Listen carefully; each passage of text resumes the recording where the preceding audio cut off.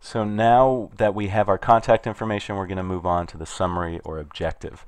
Now, it's important to note that a lot of resumes don't even have this section. I personally do not have that on my resume. But for you all, if you don't have a lot of job experience, it's actually probably a pretty smart thing to put the summary or objective, because it will let an employer know exactly what you're looking for, and if you do it well, it will kind of demonstrate a little bit of professionalism that might not be evident if you don't have a ton of experience, right? So the summary or objective is really just one or two sentences that are being specific about the kind of job you're looking for and why, right? So in a lot of cases, I might write something, and maybe I'm looking at an internship at Google or something like that, right? So my summary, I'm going to write, looking for an internship at Google. Now, if I just wrote that, that's not really going to impress anybody.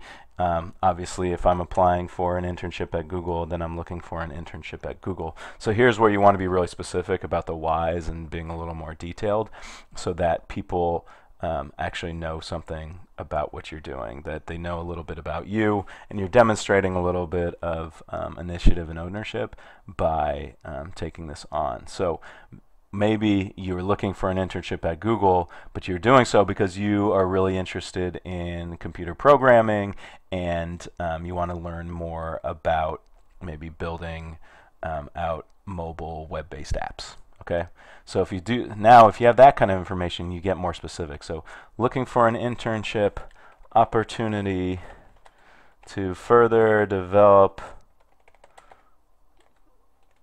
skills in mobile website development and app development, something like that, right? I would actually probably wordsmith it a little more. Maybe this isn't the best example, then I'm just kind of winging it. But you can look at that now. So looking for an internship opportunity to further develop skills in mobile website development and app development, right? So just right by that, I've kind of nailed down. They say, okay, this person knows a little more about what they're doing. They're being specific. They're not just saying like, oh, Google's a cool company, I want to work there, right? You're looking to develop skills. And by adding further develop skills, right there in that sense, the implication, oh wow, okay, so this person even has some of these skills already, so now they know that we want to go forward with this person, or at least, this person's worth thinking about. There are a lot of different ways to write this. I highly recommend looking at some different resources and examples of these kind of things. Again, I don't have one personally, so I'm probably actually not the best person to tell you how to write it. But there's a lot of resources out there that give examples, and if you look at someone else's resume, you'll probably see some. But again, this is an opportunity to really be specific about what you're looking for and why, and giving some hints as to why you might be a great person to do it. Now, again, be specific, because a lot of people will write,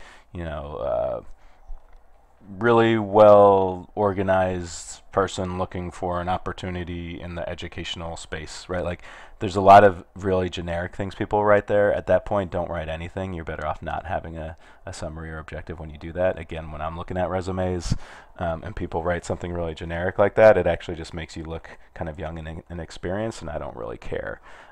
Only write something if you have some specifics to say. So again, this is an area that if you really are struggling with it and you feel like you just don't know specific things to write there, just delete it and don't do it at all is better than having a really bad summary.